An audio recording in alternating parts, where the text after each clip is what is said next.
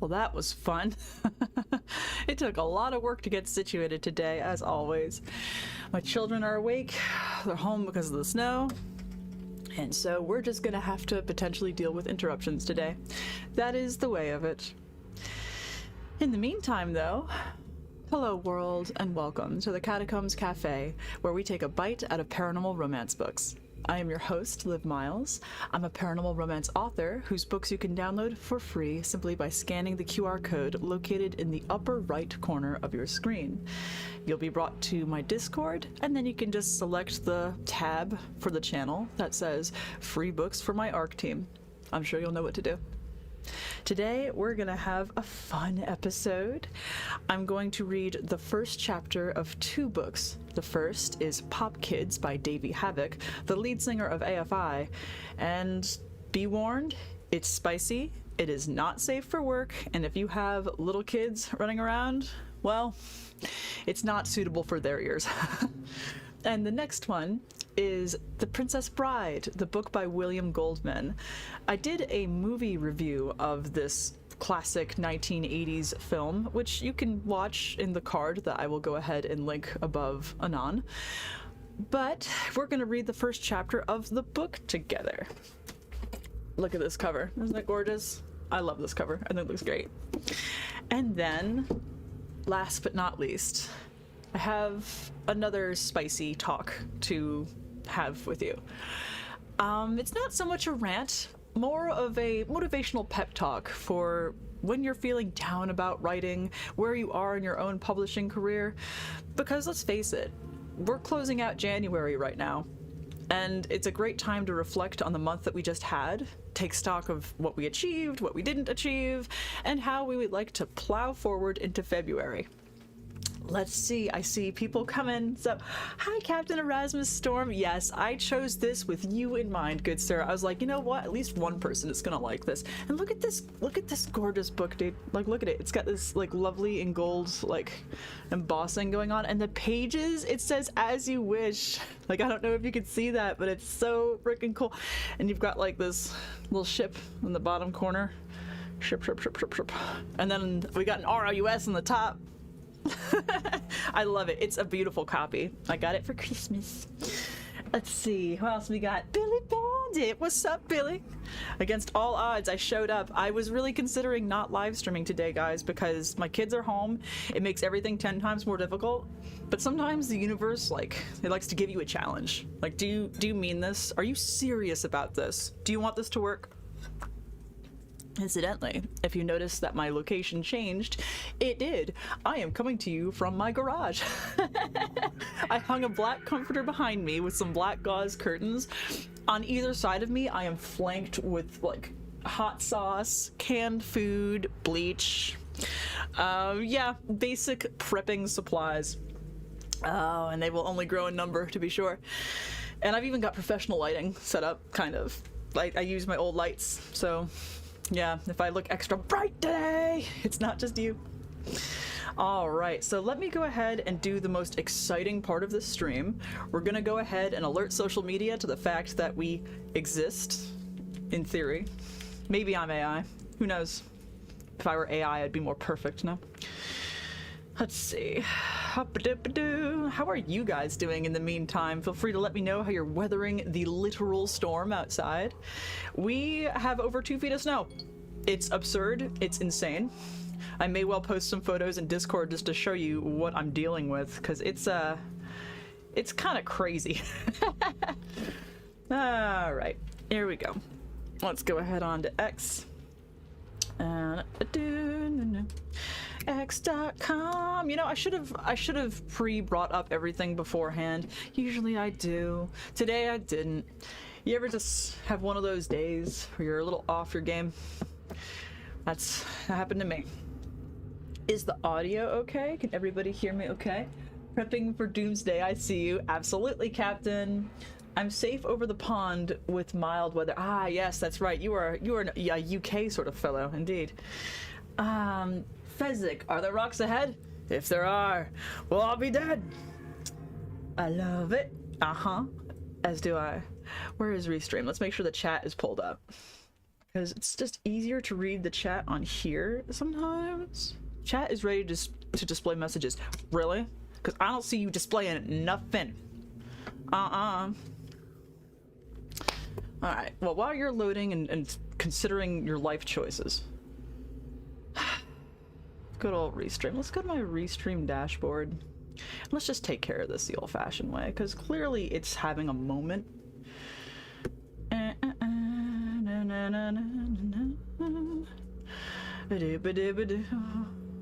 We're doing the thing that's really entertaining. Okay, so here's this. How do we pull up the chat again? I forget important information sometimes. Oh, there, chat. Wonderful. I love it when it's easy. Give me the easy thing. Boom, ba-dum. Here we go. Okay. Please bring up the chat. Nice and easy. Well, it says chat is ready to display messages, but I don't see a damn thing. So we'll just go ahead and resort to using OBS, and if I have to have you guys repeat things, that's just the way it is. I'm wondering how spicy this is going to be, Billy Bandit says. It's got some spice. It's got some kick to it. I read it before. Here's the thing, right? And I guess I'll save my thoughts on this first chapter for after we read it together as a family, like one does with pornographic material. But it's not super graphic. It has its moments, but it's not too bad. But it's spicy enough to get you in trouble if you listen to it at work. So let's dive into that. I was off my game on Sunday. Weren't we all, dude? Weren't we all, Captain? Okay, so real quick, come on, Liv. We were notifying social media before we got distracted by the fact that the chat, for whatever reason, isn't working. That's the most important part to me. Like, because people don't really usually come over from social media and find me all that often. A little bit from Facebook here and there, but I just want to be able to see the chat. Yo, chat. To activate chat, please enable channels. They've always been enabled so far as I am aware. You son of a bitch. Come on. This is annoying. I am annoyed. Show your kind of show, advertise, embed in screen. Oh, I know. Isn't this just scintillating? Copy. Maybe I should just do it on, just look at it on Twitch. Please just work. I love it when things just work. Whatever. Whatever. We're going to X. We're done. We're done messing with this. Bam. Everything is too technical for me. I am not a techie person. Everyone knows this. Come on. Okay. Breathe. It's important to remember to breathe. It's like, it's okay. People aren't leaving immediately, and if they do, it's all right. I understand. I won't cry so hard. Open. Blow. How do you like me now? Wu-Tang Clan. Alright.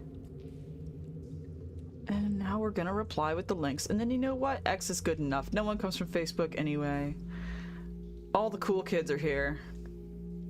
I should perhaps let Discord know, because I didn't do that. And you guys are my favorite. It's no secret. Post. Bye. Alright. Disky! Come here. OBS, how we doing? Alright, cool. No one said anything, just making sure. I'm just keeping the whispers in the dark OBS chat pulled up because quite frankly, it's just more reliable at this point. That's how we rollin'. Alright. Discord.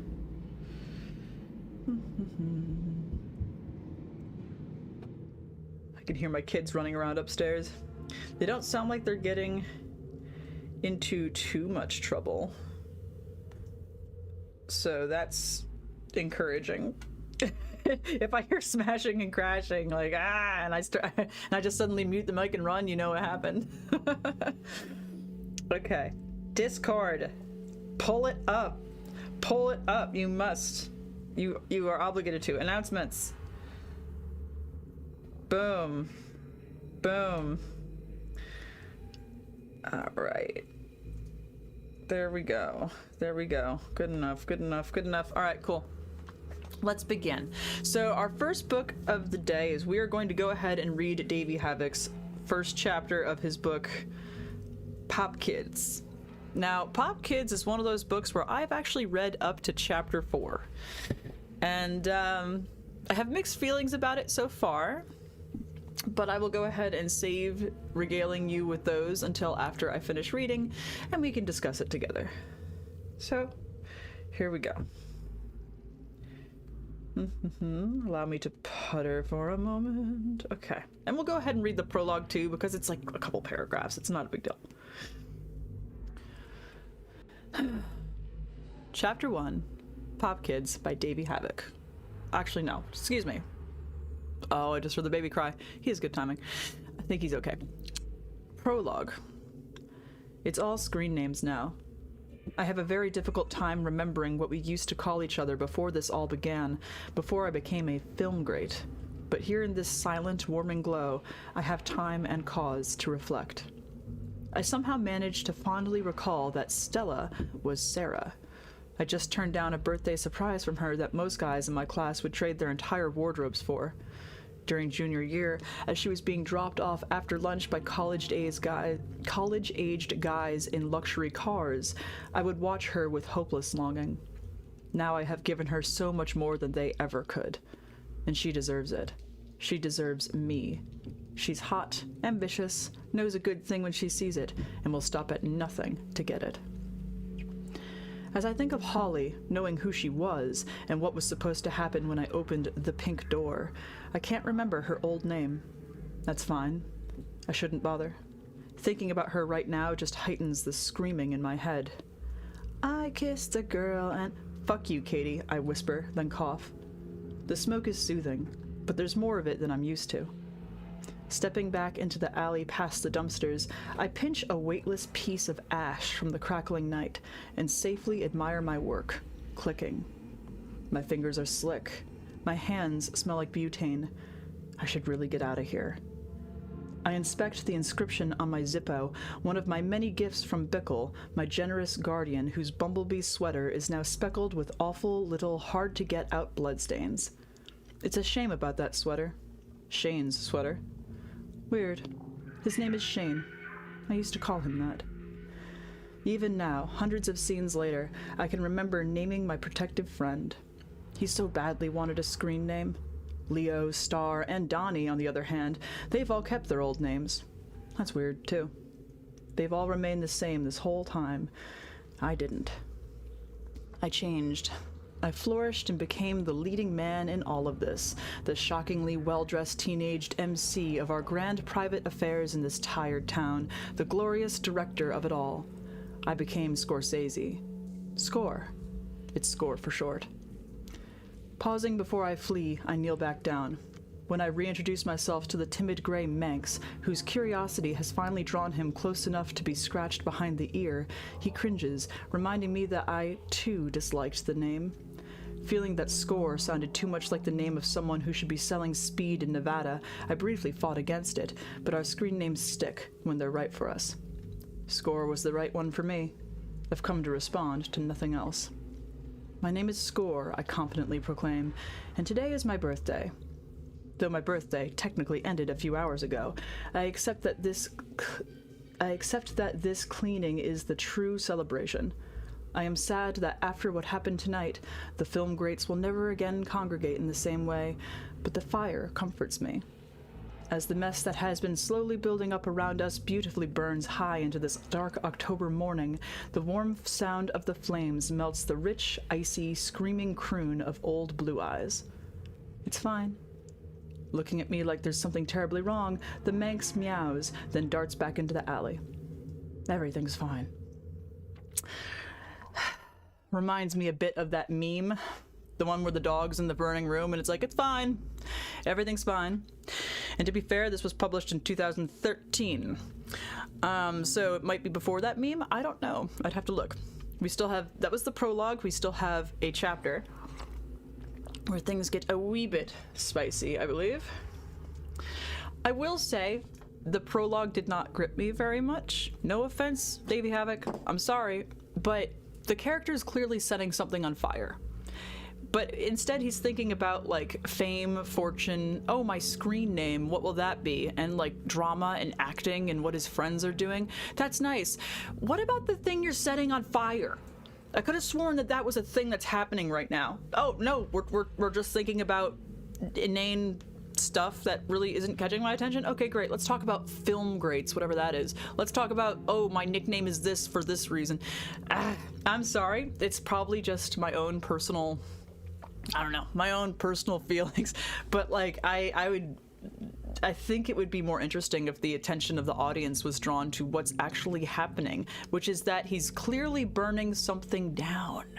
What's he burning down? I know in advance what he's burning down. We'll get to that later. I wouldn't want to spoil it. You're going to find out in like 3 paragraphs. Anyway, Chapter 1, Pop Kids by Davey Havok. The air conditioning in Zach's bedroom is broken. It smells like PE in here, and I'm sweating, which I hate. It's August, and our NorCal Valley has been enjoying a modern, shredded ozone summer that is commanding both my perspiration and the controversy that's growing in the kitchen. This whole town revolves around grapes, and Zach's parents own most of them. As he and I lay on the thinly carpeted floor, between 2 electric fans, his folks are discussing how this heat wave is going to affect the upcoming harvest. Sue wants Willie to come with her on her next Parisian shopping trip. Willie is insisting that he needs to stay nearby to deal with the late summer crop. It's all very riveting. Staring at the poster of Joey Ramone tacked above Zach's head, I can hear his mom's voice ooze between the distorted fuzz of personality crisis. Even with Sue's argument flowing in the background, the grit in the singer's voice sounds perfect coming through the high-end speakers. The Prozins are one of the few rich families in this town, and Zach and his little brother are all the better for it. They can basically have whatever they want. And though they rarely ask for much beyond phones, computers, video games, surfboards, skateboards, and the occasional car. I'm stuck with the middle-class parents, but I at least get to enjoy the benefits of the farmer's wealth by proxy. Still laying on my back, I text. Sue, compromising, suggests that her husband skip his next camping trip to come to San Francisco with her for the weekend. Willie concedes before bringing up the town's most recent church fire. It's the 2nd of the summer, and most people seem to be in quite a tiff over it. With more curiosity than concerns, he explains, they don't know if it was arson or just some freak incident with candles and dried flowers. I read that it was flowers, she says, and then returns to matters of shopping. Her voice reminds me of my counselor's whale song CDs. God damn it. Using his remote, Zach replays the trashy anthem as his mom begins speaking French. If only it were the 70s. We missed all the good shows. I know, man. Or the 90s. Or the 80s. Yeah. And what if we were in England? Think of what we could have seen then, I say. But you know what city they say is like London, right? San Francisco. Reading the text that just came in from Sarah, I sit up to beg for relief from the boredom. Want to roll out the old CC in neutral and drive us to a party tonight? I can't. He stands to unplug his laptop. Dad rehid the keys. Propped against the flyer-covered wall, stretched beside his unmade bed, he taps on his keyboard, sweating. Despite the heat, Zach has been wearing some long sleeves to avoid furthering his Cadillac's confinement. During the last week of junior year, he got caught sneaking out with Jamie, Drew, and Michelle to see what the twins' parents deemed to be a satanic rock band based on their demonic name, Vampire Weekend. Zach didn't care about the show, but Jamie wanted to go. He took the opportunity both to put in some work with her and get a tattoo. Using his flawless fake ID, he had a big bearded guy at Blackheart SF drill LAMF, L-A-M-F, into his skin. The following afternoon, his father suffered a displeased call from the twins' dad and took Zach's car away. Zach and I agree that his punishment comes more from Willie having been forced to listen to the zealous ranting of Mr. Todd than from Zach having cut school to drive the unregistered caddy. Still, he now wears his GI jacket at all times to conceal the fresh wound. Willie thinks tattoos are seedy, and Zach doesn't want to risk having to walk to school all year. This is rather slow, I gotta say, guys. See, this is what I mean. It's just not keeping my attention, but I'm gonna get through it. This is awful. When are you supposed to get it back again? I tap my touchscreen, frustrated over having lost my favorite driver. I've yet to get my license, as I prefer to be chauffeured. Not until school starts. Man, I've looked for those fucking keys everywhere. He must have taken them to work. I suggest a hotwire. Considering the possibility, Zach stops clicking the keyboard. What's going on again? Dubstep party at Mina Gallery. Those DJs that the girls know can get us in. He rolls his eyes. I should have told him it was a proto-punk night. Normally, Zach would take any opportunity to get out of town. We all would. Even with the city being hours away and a gallon of gas being the price of a McQueen tie, we'll do whatever it takes to escape, because nothing ever happens in our tiny little town. Ever. Temporary absences provided by shows and parties in the city give us the will to not hang ourselves on grapevines. It's never enough, though. Strategically, I use his long-standing crush as bait. But I think Jamie has the Jeep, so if you don't want to go, I can probably squeeze in the back. I stare at him. Even the prospect of hanging with Jamie hasn't persuaded Zach to break into his own car. He isn't going to drive us, and, what's worse, he doesn't want me to leave him. My iPhone buzzes with another text from Sarah. Zach steps over me and grabs a drink from the mini fridge. Dude, Dustin found a way into that old hotel. It sounds like it might be perfect place to do the party. We should check it out. Looking down, he grins, knowing how badly I've wanted to find a room for my premieres. Okay, I say, but first I'm going over to Barbara Johnson's. I snatch the bottle of San Pellegrino from his hand as his fridge purges its precious mist. She's out being a hippie again, and I've just been asked to come entertain her daughter. I still can't believe that's happening for you, man. It's really cool. I grab my splintering reel deck from the wall by his back door. Dustin gave me the board pre-thrashed. Well, I've had to wait in line, but it's been well worth the wait. And here we go. Now we're going to Spicy Town. The cover is just a pink door, says Billy Bandit. Billy Bandit says, Liv just wants the good stuff. Yeah, I know, right? Yeah, the cover is just a pink door, and I have thoughts on that. Like, yes, great. I understand that the author is a celebrity, right? And so he doesn't really need to rely on a gripping cover in order to sell books and get people's attention.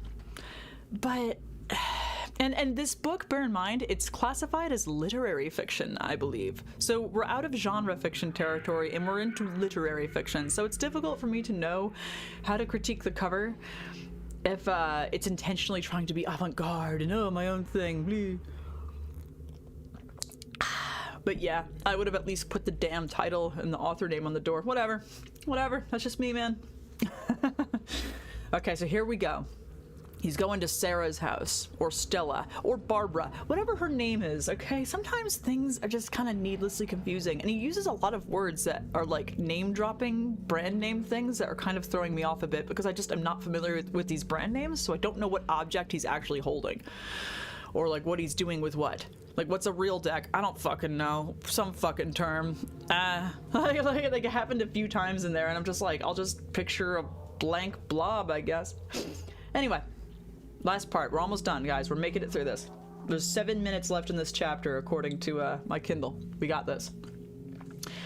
Sweating from the skate across town, I stand on Sarah's porch. I could just walk right in, but I won't. I can't forget my manners. I bandana my brow and gently knock. Come in! I ease into the cool shadows of the living room. Leaning my skate against the wall, I close the door, blocking out the natural light that the heavy eastern blinds couldn't intercept. As I linger in the glow of the giant flat screen, the TV blares the news that matters, and Sarah types.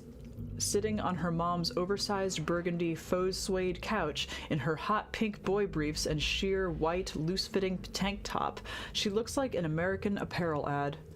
Usually, she doesn't go braless, but here in the heat and the privacy of her living room, her fantastic go-getters are getting time to breathe. I glance between areola outlines and the small mirror in the entryway, and the TV yammers, and Sarah types. With her pink Hello Kitty Mac illuminating her downcast baby blues, my freshman year fantasy listlessly dangles her foot, full of cotton balls, in front of a whirring fan. The tangy scent of pink lacquer comforts me, as does her ability to match her toenails to her underwear. Tapping her keyboard, and without looking up, she greets me. "Hey, Mike." Clicking my Zippo from within my jeans, I turn to the screen. The guy on E is making fun of the daughter of an old Hollywood great for having driven her Bentley across a private Malibu beach and into the Pacific. When the cops pull her out of the car, she's wasted and in her underwear. "What you watching?" I ask. "Did you see this?" Sarah flicks her wrist toward the TV, as if it were a sparkling vampire mosquito. "That poor thing. I don't see why he needs to be so vicious about it." Her glistening nails return to tap at the keys. "Please, look at her. She totally deserves it." "No, she doesn't." Looking up, sounding personally offended, Sarah defends the socialite's character. "And she looked totally hot even when they pulled her from the wreck all soaking wet. See?" The shot of the post-crash blonde being escorted from the car flashes back onto the screen. She does look good, sort of like a Calvin Klein billboard. "You're right," I concede. Her father must be beaming. Silently, Sarah finalizes what seems like a page of typing before snapping shut the Mac. "Why don't you bring that cute, sweaty, self-satisfied ass over here?" She called my ass sweaty. I desperately want to freshen up, but I can't bring myself to use the bathroom. Hoping to pat myself down with a dish rag from the privacy of the kitchen, I say, "It's pretty hot. Should I grab some fruit pops?" "Just get over here, Mike." Her magnetic sex electrifies the room. Obediently, I plop down next to her. I blot my brow with toe cotton. The E host's face is eclipsed by two delectable, all-natural treats. From beneath her sheer tank top, they challenge me, face to face, as Sarah straddles me. She looks down. Her dark, wavy hair hides us from the media, and within the safety of our solitude, I watch my hands slide up her soft, lotiony thighs. My fingertips touch the elastic perimeter of boy briefs. I look back up. Sarah shifts her hips, purposely grazing my lips with her right nipple, and something deep within the darkness of my black denim stirs. "Oh, dear Michael, what's that?" She unbuttons my Subies. Again with the brand names, man. Since we haven't even kissed, I might have been a bit embarrassed by my immediate readiness, as she wasn't so pleased by what springs from my jeans. In a matter of seconds, she pulls my pants down to the ground, her panties to the side, and my eager producer up inside her. She's a good girl. Her palms push down on my chest, and her blossoming perspiration increases the marvelous transparency of her top. Sarah is such a good girl. Lounging alone in nothing but the slowly... Okay, hold on. Line break. Lounging alone in nothing but the slowly drying traces of our fluid scene, I'm watching TMZ. The captivating piece on Lilo ends. A commercial for depression meds comes on. I clean off a bit of leftover joy with some cotton balls, slip on my black jeans, black summer shirt, and black chucks, then head into the kitchen to get the pink lemonade fruit pop I've been craving for the past 40 minutes.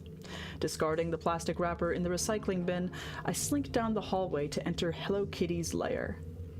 With my icy treat in hand, I walk over the pink carpet, and past piles of Tarantino jewelry scattered across the pink dressers. In the pink mirror next to the Maripop girl posters tacked to the pink wall above the pink bed, I pause to inspect myself before breaching the cleansing happening in Sarah's bathroom, also pink. "Oh my, what are you doing in here?" she demands with the drama of a Silver Age starlet. I peek my head into the shower. "I thought I could help." "Sure you can, sexy." Immediately physically excited, I'm about to take off my pants when she says, "Hand me that razor on the sink." Moz, she is so hot and comfortable with me basking in her steamy nakedness that it's almost making me uncomfortable. Pecking off a piece of my pop, I hand her the fortunate pink and white blade. She sets it on the plaster shell-shaped soap dish jutting from the pink tiles next to my shoulder, tilts her head back, and rinses her long dark hair. Hoping that she'll ask me to shave her, I discreetly push aside the plastic kitty curtain to get a better view of her arched back, long neck, and wet boobs. She pushes the water from her face, opens her icy blue eyes, reclaims the razor that has mysteriously ended up back in my hand, and stares. I feel like I'm in a Girls Gone Wild commercial, that the possibilities are endless, until a gentle, "Why are you still here?" sort of way, she asks, "So, what's up?" Shaken, I remember that I did actually come in here to tell her something. I'm not gonna go with you girls tonight. Zach's being weird and won't steal his car, so I'm just gonna stay and hang with him. You know, he gets lonely without me. So do I, she pouts. It's not gonna be the same without you, sexy. This sentiment is momentary. She will sincerely miss me up until about the time she's finished drying her hair. I know this. It's fine. I'm not complaining. At least I was her first today. Probably. Plus, I've got a hotel to sneak into and a dream party to realize. Yeah, I know, I say, lingering in the steam. But I promised him that I'd stay. I'll probably be around when you get home, though. I'll write you when I'm on my way back. She motions for my fruit pop. It almost perfectly matches the tiles. She sucks the pink ice beneath the steamy cascade. Her inaudible hum rises. This hum is a primal, witchy sort of sex power. Sarah can turn it up and down, but never off. Right now, she has it cranked up high. It feels like a private jet has landed in front of me. Since you're not coming, maybe I'll ask Becca to come. I say, a little prayer to Morrissey that she keeps her promise to text. She slides the gooey stick from her mouth. You still have to meet her, Mike. She's so adorable. Yeah, totally. Enjoying the view, I hang with the shower curtain. Sarah slides the pop back into her mouth for a final ostentatious suck before becoming bored with the treat and dropping it. It dissolves in a pinkening stream on the shower floor as she lathers her summer-tanned legs. Mike, get out of here. I gotta shave. And that is the end of Chapter 1 of Pop Kids by Davey Havok. Let's catch up with chat. Billy Bandit, what was deep in the darkness of his denim? Yeah, I know, right? Clearly his cell phone, you know? Nothing tawdry there. That is an amazing turn of... MC CVAP says, that is an amazing turn of phrase, LMAO. Indeed, at MC CVAPs, and welcome. I don't know that I've seen you here before. I am Liv Miles. I read the first chapters of usually paranormal romance books. We're making an exception today. On stream, and I self-promote like crazy, and I go on rants often. You're welcome. Welcome in. Billy Bandit says, "Hello Kitty, the pink door is a Sanrio nerd cave." Oh my god. Right? So did you get the pink symbolism enough? So we're being hit with a lot of pink. Pink. I get it. As I've made it to chapter 4 in this book. It was written by Davey Havok of AFI, for those who wandered on in and missed it. And it was back in 2013, so it's not a recent title by any means. And he's written one book since, I believe. Love Fast Los Angeles? Live Fast Los Angeles? Something like that. I'd have to look. I hear something. But yeah, my thoughts on this first chapter. Despite the sex scene very early on, it kind of falls flat for me because I don't yet care about these characters very much. In fact, I would say that up until the nudity started happening and there was a bit of sexual tension, I found it to be rather boring and it didn't keep my attention. I found myself having to read out loud in order to maintain forward momentum. Not just so you can hear it naturally. I wouldn't say it's badly written necessarily. Like on a line-by-line level, it seems to be fine. Ish. There are some typos that I was overlooking, which kind of irritates me, to be honest, because Davey, for the love of God, you are not a poor man, okay? You can afford every level of editing for this work. So bootstrapping here is it just seems rather unnecessary, but I don't know. That's my thoughts. What are your thoughts, guys? Hey, I made it through reading a smutty scene. I wasn't sure how comfortable I would feel, but you know what? I'm all about trying to push my comfort zones a little bit, as long as I don't get tossed off Twitch or YouTube for being wildly inappropriate. All right if I do. All right, so Oh, and before I go on to reading The Princess Bride, which, let's be real, this is the book that I was looking forward to reading to you guys anyway. Less smut, considerably. If I remember correctly anyway. There is actually a little bit of a scene, a closed door sex scene in The Princess Bride toward the end, if anyone's interested in that. So, but yeah, what was I gonna say? So, overall, I would say that Pop Kids opens a bit slowly.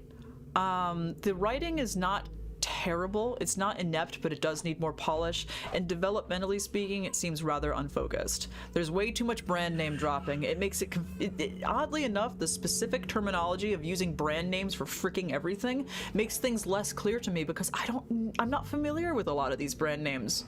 Maybe you California folks know. Hi, Energy to Hamter, also known as Panda. I see you saying or no. I don't know what you mean, good sir. I can't pull up the chat as I normally do right now, so if you could go ahead and rephrase your question. Oh, I hear a baby. Would you guys beg my pardon just for one moment? I swear I'll be back in just a minute. You knew this would happen. Hey, I'm coming, mister. Relax. All right. Hey, one sec. Am I muted still? I don't think I am. No, I'm not. Okay. Thank you, everybody, for bearing with me while I change the diaper on the baby. And got him some oranges. He has learned how to say orange, but he says it oosh, which is fun. Energy to Hamster says, out of curiosity, did you watch either of the videos I linked in your Discord server?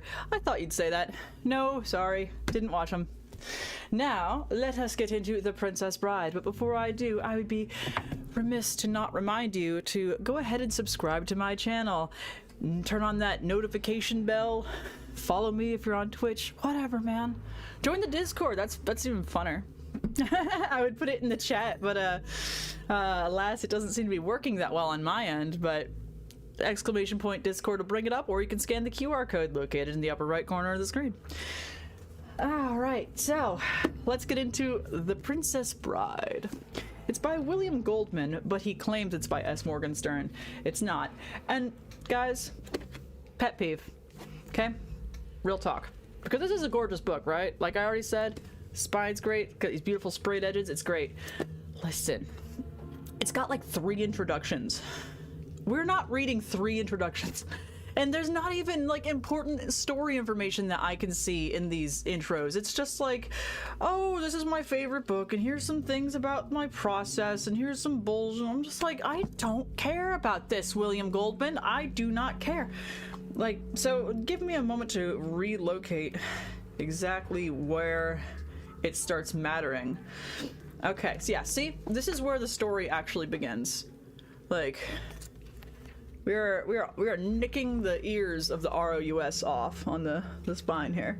Hi, Shaken. What's up, dog? We're about to read the first chapter of The Princess Bride. See, this is all introduction. 3 introductions. Your book does not need 3 introductions. I don't skip prologues, but I will shamelessly skip an introduction that's irrelevant. Sorry, that's how I roll. So, without further ado, let's go ahead and read the first chapter of The Princess Bride. Chapter 1. The year that Buttercup was born, the most beautiful woman in the world was a French scullery maid named Annette. Annette worked in Paris for the Duke and Duchess de Guiche, and it did not escape the Duke's notice that someone extraordinary was polishing the pewter. The Duke's notice did not escape the notice of the Duchess either, who was not very beautiful and not very rich, but plenty smart. The Duchess set about studying Annette, and shortly found her adversary's tragic flaw: chocolate. Armed now, the Duchess set to work. The Palace de Guiche turned into a candy castle. Everywhere you looked, bonbons. There were piles of chocolate-covered mints in the drawing rooms, baskets of chocolate-covered nougats in the parlors. Annette never had a chance. Inside a season, she went from delicate to whopping, and the Duke never glanced in her direction without sad bewilderment clouding his eyes. Annette, it might be noted, seemed only cheerier throughout her enlargement. She eventually married the pastry chef, and they both ate a lot until old age claimed them. Things, it might also be noted, did not fare so cheerily for the Duchess. The Duke, for reasons passing understanding, next became smitten with his very own mother-in-law, which caused the Duchess ulcers, only they didn't have ulcers yet. More precisely, ulcers existed, people had them, but they weren't called ulcers. The medical profession at the time called them stomach pains, and felt the best cure was coffee dolloped with brandy twice a day until the pains subsided. The Duchess took her mixture faithfully, watching through the years as her husband and her mother blew kisses at each other behind her back. Not surprisingly, the Duchess's grumpiness became legendary, as Voltaire has so ably chronicled. Except this was before Voltaire. The year Buttercup turned 10, the most beautiful woman lived in Bengal, the daughter of a successful tea merchant. This girl's name was Aluthra, and her skin was of a deep, dusky perfection unseen in India for 80 years. There have only been 11 perfect complexions in all of India since accurate accounting began. Aluthra, who was 19 the year the pox plague hit Bengal, the girl survived, even if her skin did not. When Buttercup was 15, Adela Tyrrell, of Sussex on the Thames, was easily the most beautiful creature. Adela was 20, and so far did she outdistance the world that it seemed certain she would be the most beautiful for many, many years. But then one day, one of her suitors, she had 104 of them, exclaimed that without question Adela must be the most ideal item yet spawned. Adela, flattered, began to ponder on the truth of the statement. That night, alone in her room, she examined herself pore by pore in her mirror. This was after mirrors. It took her until close to dawn to finish her inspection, but by that time it was clear to her that the young man had been quite correct in his assessment. She was, through no real faults of her own, perfect. As she strolled through the family rose gardens watching the sun rise, she felt happier than she had ever been. Not only am I perfect, she said to herself, I am probably the first perfect person in the whole long history of the universe. Not a part of me could stand improving. How lucky I am to be perfect and rich and sought after and sensitive and young and... Young? The mist was rising around her as Adela began to think. Well, of course I'll always be sensitive, she thought, and I'll always be rich, but I don't see how I'm going to manage to always be young. And when I'm not young, how am I going to stay perfect? And if I'm not perfect, well, what else is there? What indeed? Adela furrowed her brow in desperate thought. It was the first time in her life her brow had ever had to furrow, and Adela gasped when she realized what she had done, horrified that she had somehow damaged it, perhaps permanently. She rushed back to her mirror and spent the morning, and although she managed to convince herself that she was still quite as perfect as ever, there was no question that she was not quite as happy as she had been. She had begun to fret. The first worry lines appeared within a fortnight, the first wrinkles within a month, and before the year was out, creases abounded. She married soon thereafter the selfsame man who accused her of sublimity, and gave him merry hell for many years. Buttercup, of course, at 15, knew none of this, and if she had, would have found it totally unfathomable. How could someone care if she were the most beautiful woman in the world or not? What difference could it have made if you were only the third most beautiful, or the sixth? Buttercup at this time was nowhere near that high, being barely in the top 20, and that primarily on potential, certainly not on any particular care she took of herself. She hated to wash her face. She loathed the area behind her ears. She was sick of combing her hair and did so as little as possible. What she liked to do, preferred above all else really, was to ride her horse and taunt the farm boy. The horse's name was Horse. Buttercup was never long on imagination, and it came when she called it, went where she steered it, did what she told it. The farm boy did what she told him, too. Actually, he was more of a young man now, but he had been a farm boy when, orphaned, he had come to work for her father, and Buttercup referred to him that way still. Farm boy, fetch me this. Get me that, farm boy. Quickly, lazy thing, trot now, or I'll tell father. As you wish.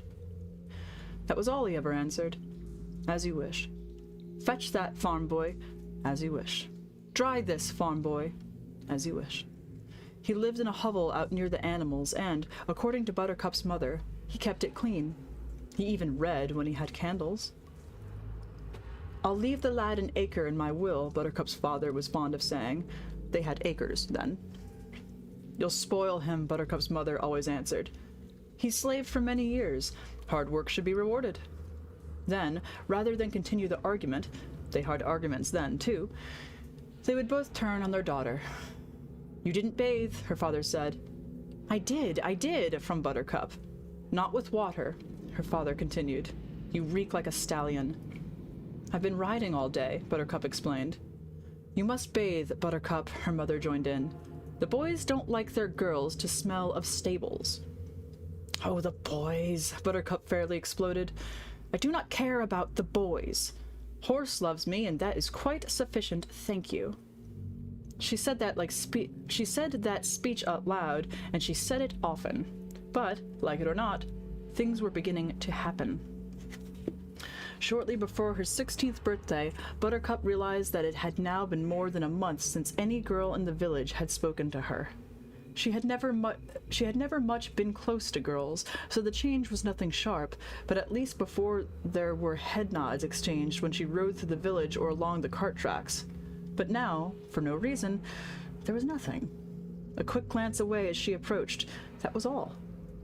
Buttercup cornered Cornelia one morning at the blacksmith's and asked about the silence. I should think, after what you've done, you'd have the courtesy not to pretend to ask, came from Cornelia. And what have I done? What? What? You've stolen them! And with that, Cornelia fled, but Buttercup understood. She knew who them was. The boys. The village boys.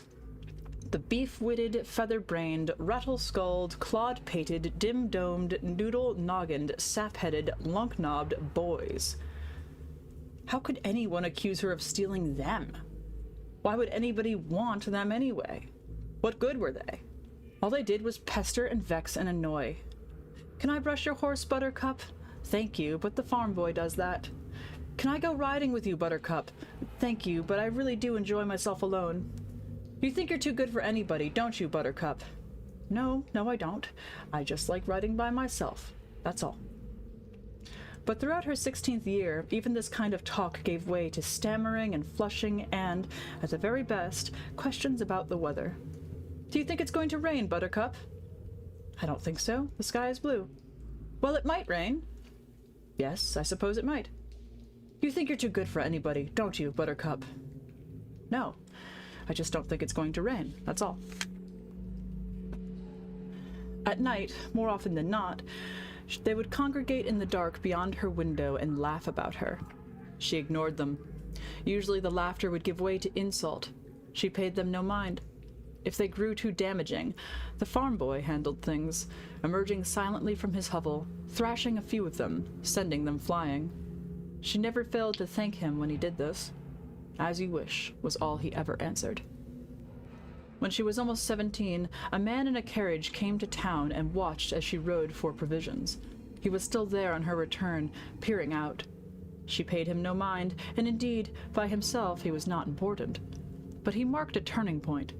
Other men had gone out of their way to catch sight of her. Other men had even ridden 20 miles for the privilege, as this man had. The importance here is that this was the first rich man who had bothered to do so, the first noble. And it was this man, whose name is lost to antiquity, who mentioned Buttercup to the Count.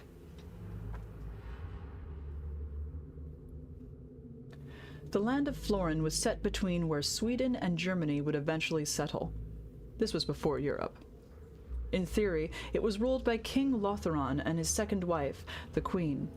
But in fact, the king was barely hanging on, could only rarely tell day from night, and basically spent his time in muttering.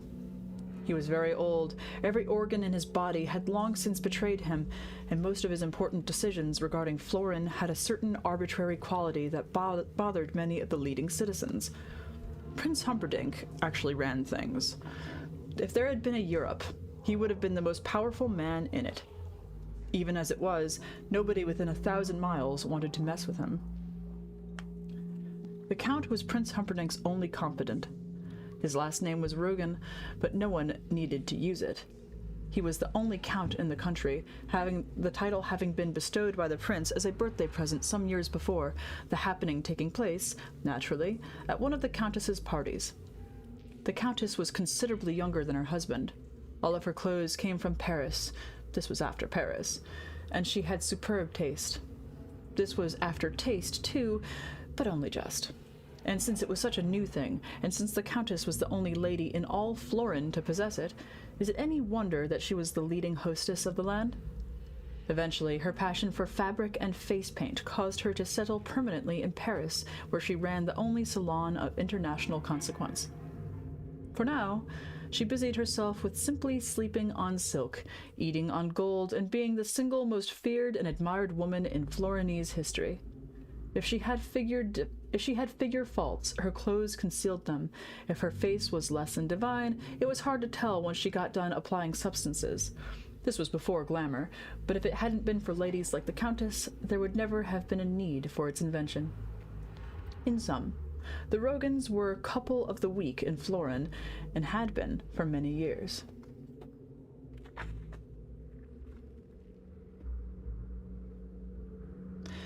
Quick, quick, come! Buttercup's father stood in the farmhouse, staring out the window. Why? This from the mother. She gave away nothing when it came to obedience. The father made a quick finger point. Look. You look, you know how. Buttercup's parents did not have exactly what you might call a happy marriage. All they ever dreamed of was leaving each other. Buttercup's father shrugged and went back to the window. Ah, he said after a while, and again a little later. Ah. Buttercup's mother glanced up briefly from her cooking. Such riches, Buttercup's father said. Glorious. Buttercup's mother hesitated. Hi, Acheron Sticks, you're totally fine. We're reading the first chapter of The Princess Bride. Take a seat, pour yourself a drink. Buttercup's mother hesitated, then put her stew spoon down. This was after stew, but so is everything. When the first man first clambered from the slime and made his first home on land, what he had for supper that first night was stew.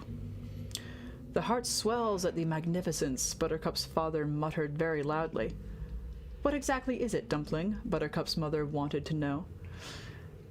You know how, was all he replied. This was their 33rd spat of the day. This was long after spats, and he was behind, 13 to 20, but he had made up a lot of distance since lunch, when it was 17 to 2 against him. Donkey, the mother said, and came over to the window. A moment later, she was going, ah, right along with him. They stood there, the two of them, tiny and awed. From setting the dinner table, Buttercup watched them. They must be going to meet Prince Humperdinck someplace, Buttercup's mother said. The father nodded. Hunting, that's what the prince does. How lucky we are to have seen them pass by, Buttercup's mother said, and she took her husband's hand. The old man nodded. Now I can die. She glanced at him. Don't. Her tone was surprisingly tender, and probably she sensed how important he really was to her, because when he did die, 2 years further on, she went right after, and most of the people who knew her well agreed it was the sudden lack of opposition that undid her. Buttercup came close and stood behind them, staring over them, and soon she was gasping too, because the Count and Countess and all their pages and soldiers and servants and courtiers and champions and carriages were passing by the cart track at the front of the farm. The three stood in silence as the procession moved forward. Buttercup's father was a tiny mutt of a man who had always dreamed of living like the Count. He had once been 2 miles from where the Count and Prince had been hunting, and until this moment that had been the high point of his life. He was a terrible farmer, and not much of a husband either. There wasn't really much in this world he excelled at, and he could never quite figure out how he happened to sire his daughter, but he knew, deep down, that it must have been some kind of wonderful mistake, the nature of which he had no intention of investigating. Buttercup's mother was a gnarled shrimp of a woman, thorny and worrying, who had always dreamed of somehow just once being popular like the Countess was said to be. She was a terrible cook, an even more limited housekeeper. How Buttercup slid from her womb was, of course, beyond her. But she had been there when it happened. That was enough for her. Buttercup herself, standing half a head over her parents, still holding the dinner dishes, still smelling of horse, only wished that the great procession wasn't quite so far away, so she could see if the Countess's clothes really were all that lovely. As if in answer to her request, the procession turned and began entering the farm. Here, Buttercup's father managed. My God, why? Buttercup's mother whirled on him. Did you forget to pay your taxes? This was after taxes, but everything is after taxes. Taxes were here even before stew. Even if I did, they wouldn't need all that to collect them. And he gestured toward the front of his farm, where now the Countess and the Count and all their pages and soldiers and servants and courtiers and champions and carriages were coming closer and closer. What could they want to ask me about? He said. Go see, Buttercup's mother told him. You go, please. No, you, please. We'll both go. They both went, trembling. Cows, the Count said, when they reached his golden carriage. I would like to talk about your cows. He spoke from inside, his dark face darkened by shadow. My cows? Buttercup's father said. Yes. You see, I'm thinking of starting a little dairy of my own, and since your cows are known throughout the land as being Floren's finest, I thought I might pry your secrets from you. My cows, Buttercup's father managed to repeat, hoping he was not going mad. Because the truth was, and he knew it well, he had terrible cows. For years, nothing but complaints from the people in the village. If anyone else had milk to sell, he would have been out of business in a minute. Now granted, things had improved since the farm boy had come to slave for him. No question, the farm boy had certain skills, and the complaints were quite non-existent now.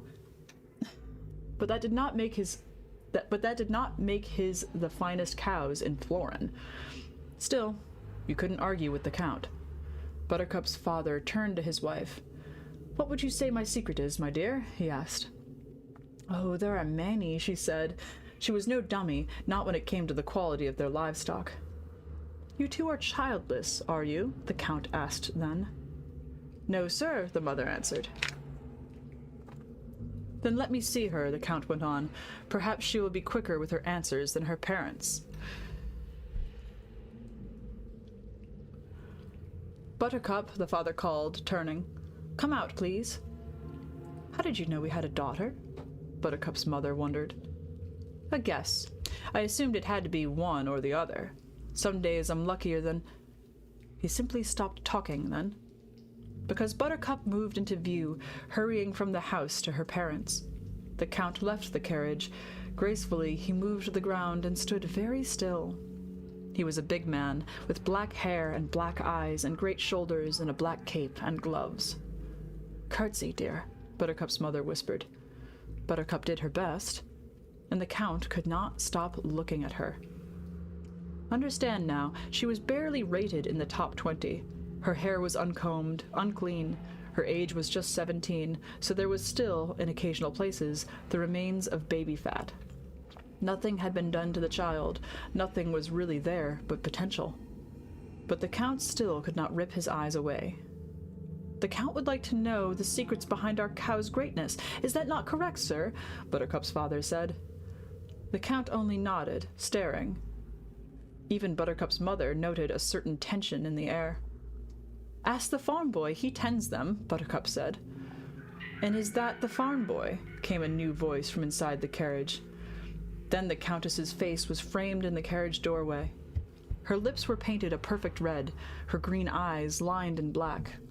All the colors of the world were muted in her gown, but Buttercup wanted to shield her eyes from the brilliance.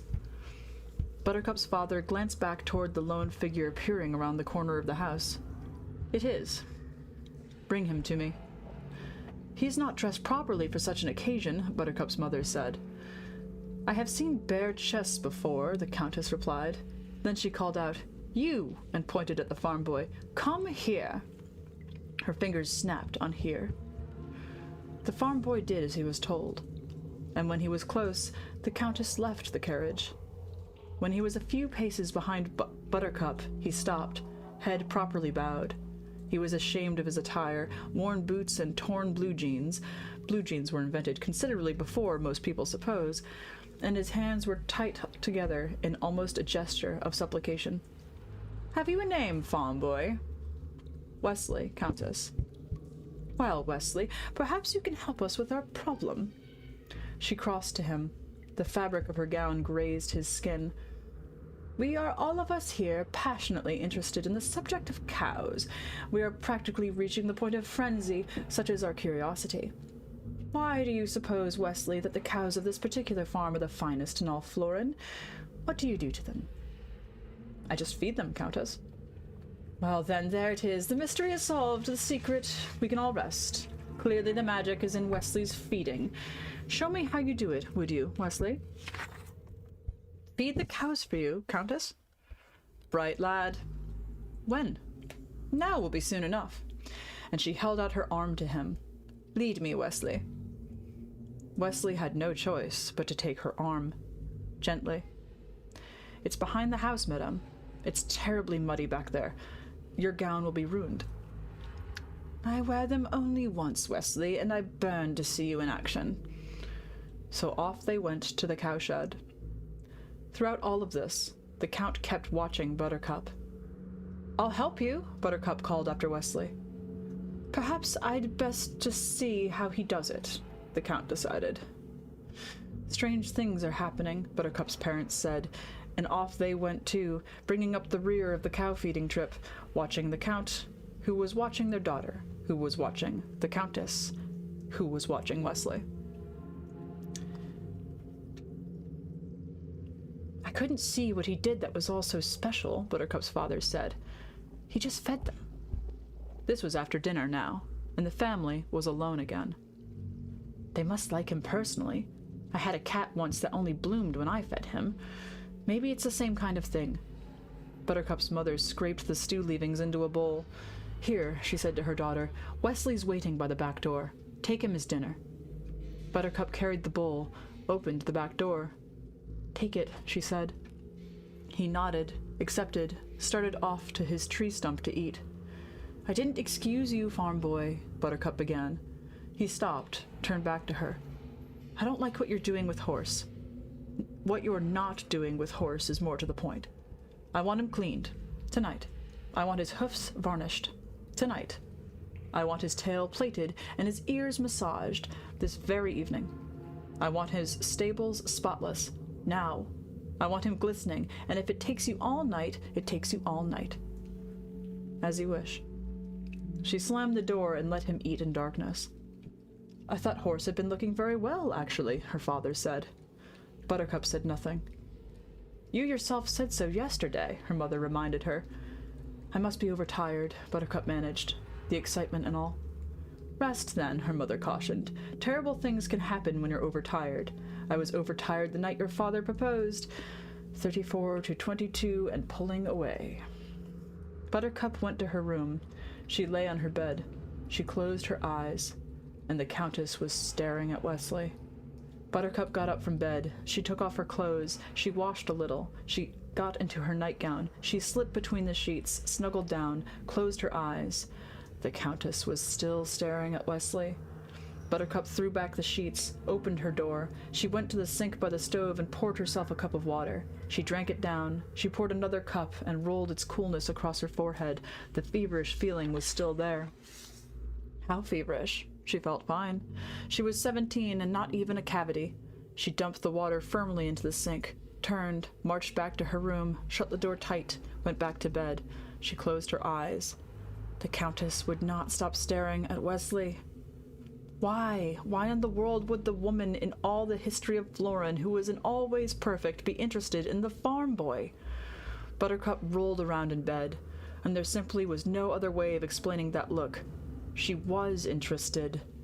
Buttercup shut her eyes tight and studied the memory of the Countess. Clearly something about the farm boy interested her. Facts were facts, but what? The farm boy had eyes like the sea before a storm, and who cared about eyes? And he had pale blonde hair, if you liked that sort of thing. And he was broad enough in the shoulders, but not all that much broader than the Count. And certainly he was muscular, but anybody would be muscular who slaved all day.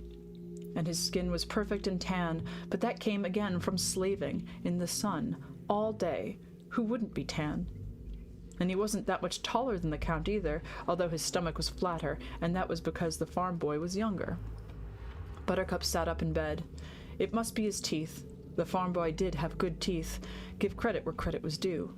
White and perfect, practically set against the sun-tanned face. Could it have been something else? Buttercup concentrated. The girls in the village followed the farm boy around a lot whenever he was making deliveries, but they were idiots. They followed anything. And he always ignored them, because if he'd ever opened his mouth, they would have realized that was all he had, just good teeth. He was, after all, exceptionally stupid.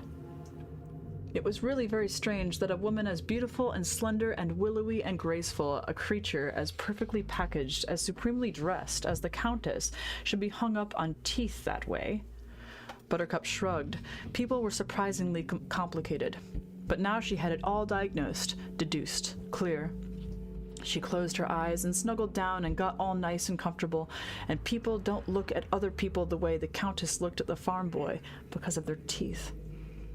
Oh, Buttercup gasped. Oh dear. Now the farm boy was staring back at the Countess. He was feeding the cows, and his muscles were rippling the way they always did under his tanned skin, and Buttercup was standing there, watching as the farm boy looked, for the first time, deep into the Countess's eyes. Buttercup jumped out of bed and began to pace her room. How could he? Oh, it was all right if he looked at her, but he wasn't looking at her, he was looking at her. She's so old, Buttercup muttered, starting to storm a bit now. The Countess would never see 30 again, and that was fact. And her dress looked ridiculous out in the cowshed, and that was fact, too. Buttercup fell under her bed and clutched her pillow across her breasts. The dress was ridiculous before it ever got to the cowshed. The Countess looked rotten the minute she left the carriage, with her too big painted mouth and her little piggy painted eyes and her powdered skin and... Flailing and thrashing, Buttercup went and tossed and paced and wept some more, and there have been 3 great cases of jealousy since David of Galilee was first afflicted with the emotion when he could no longer stand the fact that his neighbor, Saul's cactus, outshone his own. Originally, jealous pertained solely to plants, other people's cactuses or gingos, or, later, when there was grass, which is why even to this day we say that someone is green with jealousy. Buttercup's case rated a close 4th on the all-time list. It was a very long and very green night. She was outside his hovel before dawn. Inside she could hear him already awake. She knocked. He appeared, stood in the doorway. Behind him she could see a tiny candle, open books. He waited. She looked at him. Then she looked away. He was too beautiful. "I love you," Buttercup said. "I know this must come as something of a surprise, since all I've ever done is scorn you and degrade you and taunt you, but I have loved you for several hours now, and every second more. I thought an hour ago that I loved you more than any woman has ever loved a man, but a half hour after that I knew that when I felt was nothing compared to what I felt then. But 10 minutes after that, I understood that my previous love was but a puddle compared to the high seas before a storm. Your eyes are like that, did you know? Well, they are. How many minutes ago was I? 20? Had I brought my feelings up to then? It doesn't matter." Buttercup still could not look at him. The sun was rising behind her now. She could feel the heat on her back, and it gave her courage. "I love you so much more now than 20 minutes ago that there cannot be comparison. I love you so much more now that when you opened your hovel door, there cannot be comparison. There is no room in my body for anything but you. My arms love you, my ears adore you, my knees shake with blind affection. My mind begs you to ask it something so it can obey. Do you want me to follow you for the rest of your days? I will do that. Do you want me to crawl? I will crawl. I will be quiet for you, or I will sing for you, or if you are hungry, let me bring you food, or if you have thirst and nothing will quench it but Arabian wine, I will go to Araby, even though it is across the world, and bring back a bottle for your lunch. Anything there is that I can do for you, I will do for you. Anything there is that I cannot do, I will learn to do. I know I cannot compete with the Countess in skills or wisdom or appeal, but I saw the way she looked at you. I saw the way you looked at her. But remember, please, that she is old and has other interests. Well, I am 17, and for me, there is only you. Dearest Wesley, I've never called you that before, have I? Wesley, Wesley, Wesley, Wesley, darling Wesley, adored Wesley, sweet, perfect Wesley. Whisper that I have a chance to win your love. And with that, she dared the bravest thing she'd ever done. She looked right into his eyes. He closed the door in her face. Without a word. Without a word. Buttercup ran. She whirled and burst away, and the tears came bitterly. She could not see. She stumbled. She slammed into a tree trunk, fell, rose, ran on. Her shoulder throbbed from where the tree trunk hit her, and the pain was strong, but not enough to ease her shattered heart. Back to her room she fled, back to her pillow. Safe behind the locked door, she drenched the world with tears. Not even one word. He hadn't had the decency for that. Sorry, he could have said. Would it have ruined him to say sorry? Too late, he could have said. Why couldn't he at least have said something? Buttercup thought very hard about that for a moment, and suddenly she had the answer. He didn't talk because the minute he opened his mouth, that was it. Sure, he was handsome, but dumb? The minute he had exercised his tongue, it would have been all been over. Duh. That's what he would have said. That was the kind of thing Wesley came out with when he was feeling really sharp. Duh, thanks, Buttercup. Buttercup dried her tears and began to smile. She took a deep breath, heaved a sigh. It was all part of growing up. You got these quick little passions, you blinked, and they were gone. You forgave faults, found perfection, fell madly, then the next day the sun came up and it was over. Chalk it up to experience, old girl, and get on with the morning. Buttercup stood, made her bed, changed her clothes, combed her hair, smiled, and burst out again in a fit of weeping, because there was a limit to just how much you could lie to yourself. Wesley wasn't stupid. Oh, she could pretend he was. She could laugh about his difficulties with the language. She could chide herself for her silly infatuation with a dullard. The truth was simply this. He had a head on his shoulders, with a brain inside every bit as good as his teeth, and there was a reason he hadn't spoken, and it had nothing to do with the gray cells working. He hadn't spoken because, really, there was nothing for him to say. He didn't love her back, and that was that. The tears that kept Buttercup company the remainder of the day were not at all like those that had blinded her into the tree trunk. Those were noisy and hot. They pulsed. These were silent and steady, and all they did was remind her that she wasn't good enough. She was 17, and every male she'd ever known had crumbled at her feet, and it meant nothing. The one time it mattered, she wasn't good enough. All she knew, really, was riding, and how was that to interest a man when that man had been looked at by the Countess? It was dusk when she heard footsteps outside the door. Mic stand. Then a knock. Buttercup dried her eyes. Another knock. Whoever is that? Buttercup yawned finally. Wesley. Buttercup lounged across the bed.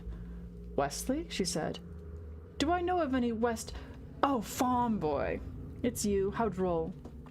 She went to her door, unlocked it, and said in her fanciest tone, I'm ever so glad you stopped by. I've been feeling just ever so slummy about the little joke I played on you this morning.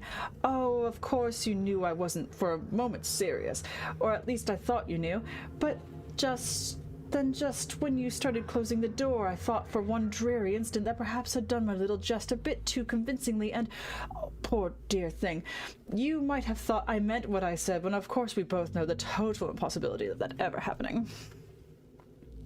I've come to say goodbye. Buttercup's heart bucked, but she still held to fancy. You're going to sleep, you mean? And you've come to say goodnight?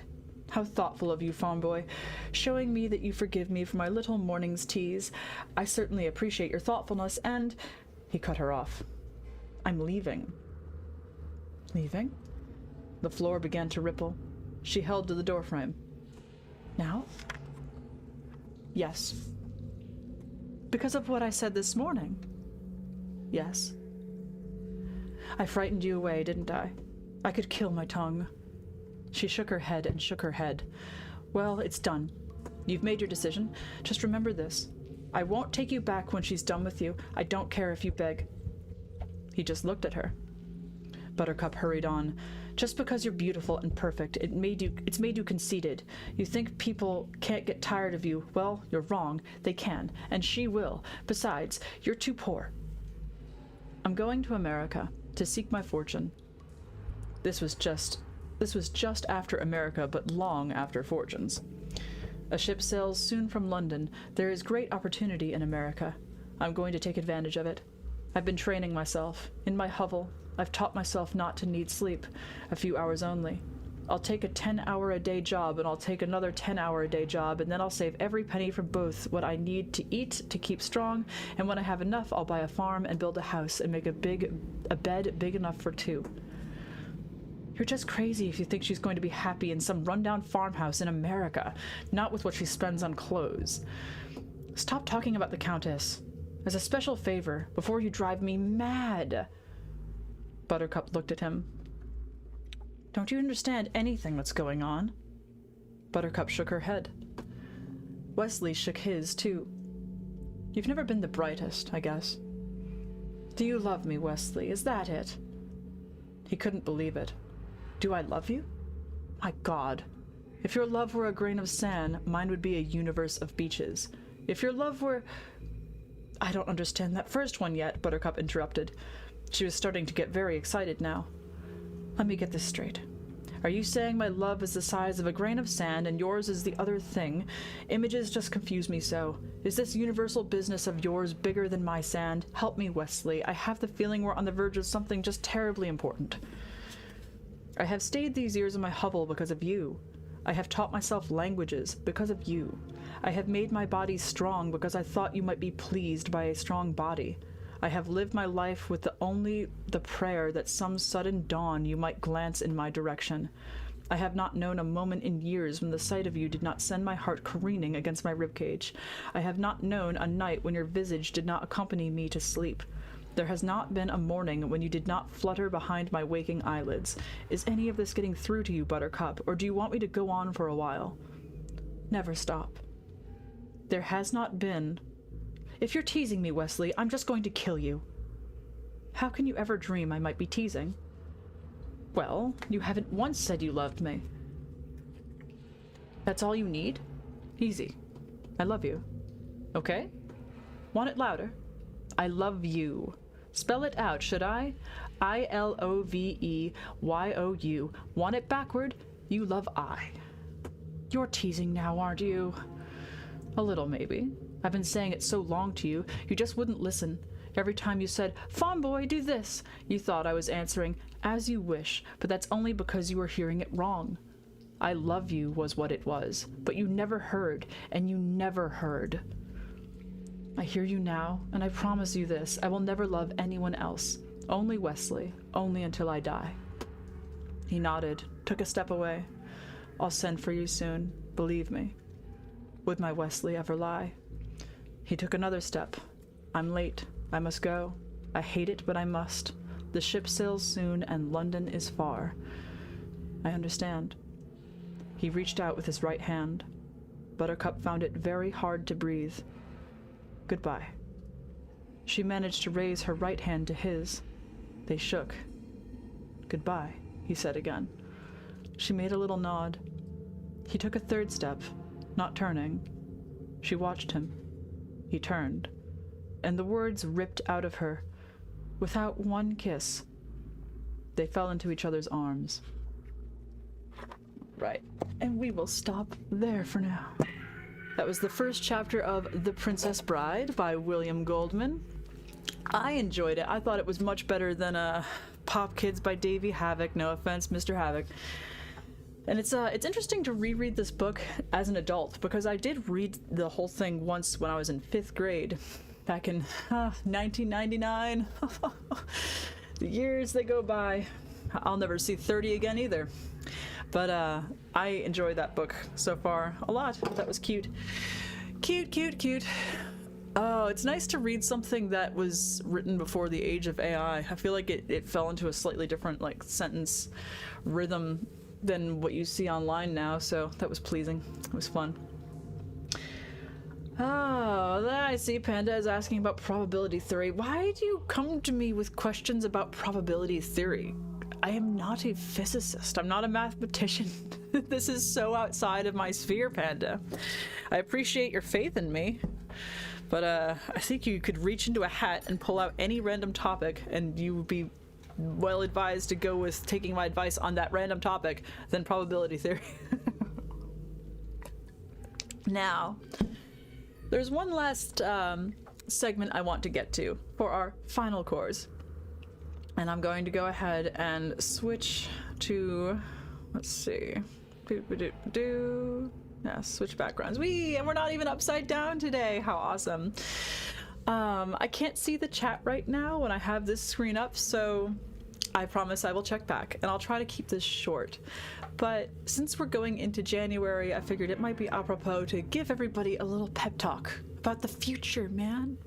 Because sometimes writing sucks and it's hard, and it's nice to feel encouraged. So I'm gonna go ahead and do that. And as expected, I'm going to introduce this video as if it were a YouTube video in case I find need to clip it and reuse it, because I probably will. Allow me to pull up my notes real quick. Doop-a-doop-a-doo. Let's go. Come on now. Touch ID. What is with this Touch ID lately, man? Okay. No. Okay, so. Hello world, and welcome to my channel, where I share my writing journey, talk about books, and even, on occasion, shake things up. January is almost over, believe it or not. And what better time to reflect on the progress that we have made and think about how we can go forward in a more productive and awesome way. The year is 1/12 over. Already. I feel like every single year, time just flies by faster. One year leaves sooner than the last, but that should just serve as even more motivation to make the most of the time that we do have. One thing that I've been thinking about is the progress that I've made on my own journey in terms of writing, in terms of authorship, publishing, and it's been a long, winding road.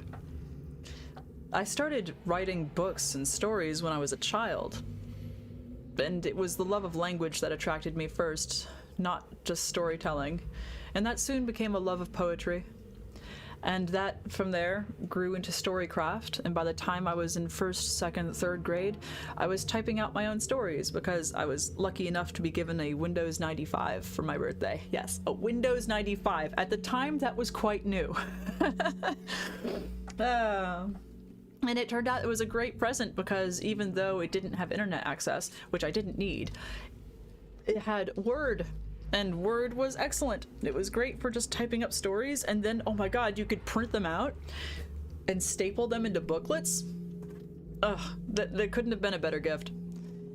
And later on, when I hit the age of like 14, 15, I started writing short stories, poetry, and submitting them for publication in literary journals.